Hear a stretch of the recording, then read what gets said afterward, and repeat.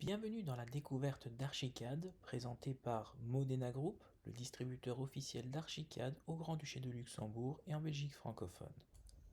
Vous verrez les outils murs, dalles, portes, fenêtres, objets. Vous verrez la notion d'étage, d'environnement, de composition, de documentation ainsi que d'HVAC. Des outils et fonctionnalités plus avancées seront abordés. Vous verrez ensuite les mises en page et le rendu d'image. Commençons par l'interface et l'environnement de travail. En partie supérieure, vous retrouverez un ensemble de menus qui contiennent toutes les fonctionnalités d'Archicad. Ensuite, en dessous, vous retrouverez les barres d'outils. Barres d'outils qui sont un ensemble de fonctionnalités rapidement accessibles, qui bien entendu se retrouvent également dans les menus. Vous retrouverez également des onglets qui faciliteront la navigation. En partie gauche de votre écran, vous voyez les outils Archicad. La flèche noire est l'outil de sélection. En partie inférieure, vous retrouverez des options comme l'échelle, les calques et d'autres réglages qui permettront de créer des plans dans Archicad. Le volet de droite est un point très important dans Archicad. Il s'agit du navigateur qui est décomposé en 4 parties. Par défaut, le navigateur est directement visible à l'ouverture d'Archicad. Toutefois, si ce n'est pas le cas, vous retrouverez un bouton qui vous permettra d'y accéder rapidement. Le premier volet correspond au point de vue. Le deuxième onglet correspond à vos vues, c'est-à-dire vos plans. Le troisième correspond aux mises en page et le dernier aux publications de vos livrables. Ceci étant dit, nous allons pouvoir entrer dans le vif du sujet. Dans Archicad, vous allez pouvoir modéliser des volumétries, très simplement, comme celle que vous voyez à l'écran, qui a été fait avec l'outil forme d'Archicad, et ensuite, très rapidement, arriver à un avant-projet détaillé au 50e, comme celui que vous voyez à l'écran. Votre modèle ainsi que les mises en page pourront être exportés vers BIMX, qui est un logiciel gratuit, accessible sur Internet ou bien sur votre ordinateur ou même sur vos appareils mobiles, par exemple une tablette. Vous pourrez commencer à modéliser, par exemple, avec l'outil mur. Une fois sélectionné, en partie supérieure, vous retrouverez les réglages rapides, c'est-à-dire les réglages qui doivent être rapidement accessibles pour vous aider à gagner du temps pendant votre modélisation ou bien pendant vos modifications. Vous retrouverez des notions comme l'apparence 2D de vos plans, la hauteur, l'épaisseur et d'autres réglages. Vous pourrez faire défiler le reste des options à l'aide de la molette de votre souris. Toutes les options des outils vous sont accessibles via le bouton à l'écran. Une fenêtre s'ouvrira et des volets feront apparaître l'ensemble des fonctionnalités de l'outil. Dans cet exemple, vous retrouverez les compositions, les matériaux.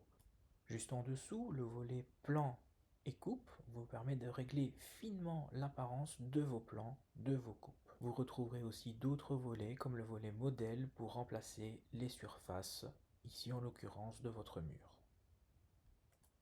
À l'écran, vous voyez la palette de favoris accessible via le menu Fenêtre Palette Favoris. C'est une option très utile pour sauvegarder des réglages d'un outil. Dans cet exemple, le mur contient déjà une hauteur, une épaisseur, un matériau qui vous permet de modéliser rapidement. L'option de géométrie sélectionnée à l'écran vous permet de faire des murs polygonaux. Vous pouvez retourner en arrière si vous avez fait une erreur à l'aide du bouton effacer et vous pourrez terminer la construction en cliquant par exemple sur le premier point. Si vous souhaitez éditer un mur, sélectionnez-le. Alors là, soit il est sélectionné, soit l'ensemble des murs sont sélectionnés. L'outil édition vous permettra de basculer d'un état à l'autre. Une fois un mur sélectionné, sa ligne de référence vous donne accès à des options d'édition. Ces murs ont été modélisés en 3D, mais bien entendu, ils sont visibles également en plan. Si vous souhaitez créer des murs intérieurs, la logique est identique. Vous allez pouvoir régler des murs ou bien sélectionner des murs qui ont déjà été réglés dans vos favoris Et à l'aide de la méthode de construction appropriée et de la ligne de référence appropriée, vous pourrez placer vos murs intérieurs. À l'écran, vous voyez que l'option de construction choisie est la méthode polygonale. Cela permet, comme pour la partie extérieure, de créer des murs qui se suivent. Si vous souhaitez les placer de l'autre côté de la ligne de référence, appuyez sur le bouton à l'écran. L'ensemble des murs sélectionnés basculeront de l'autre côté. Maintenant, à l'écran, vous voyez l'utilisation d'un autre mur intérieur dans les favoris et vous constatez que l'épaisseur est différente. Pourtant, nous n'avons pas modifié l'épaisseur du mur. Cela souligne d'autant plus l'avantage d'utiliser les favoris. À l'écran, le reste de l'aménagement consiste à créer des murs simples, c'est-à-dire non polygonaux. La méthode de géométrie a donc été modifiée en conséquence pour éviter un nombre de clics plus important que nécessaire. Une fois les murs modélisés, vous pouvez passer par exemple à l'outil dalle. Vous avez différentes méthodes de géométrie, des lignes de référence, des matériaux, des compositions. Et bien entendu, l'apparence 2D peut être également modifiée. En partie inférieure, vous retrouverez les hachures de recouvrement qui correspondent au calpinage 2D que vous souhaitez voir sur vos plans. Rapidement accessibles sont également disponibles les options de hauteur de dalle ainsi que les surfaces. Comme pour l'outil mur, vous pourrez faire défiler les options du menu rapide à l'aide de la molette de votre souris. Pour modéliser votre dalle, sélectionnez l'option appropriée, ici par exemple la méthode polygonale, et tracez le contour. Terminez cette dalle en cliquant sur le premier point.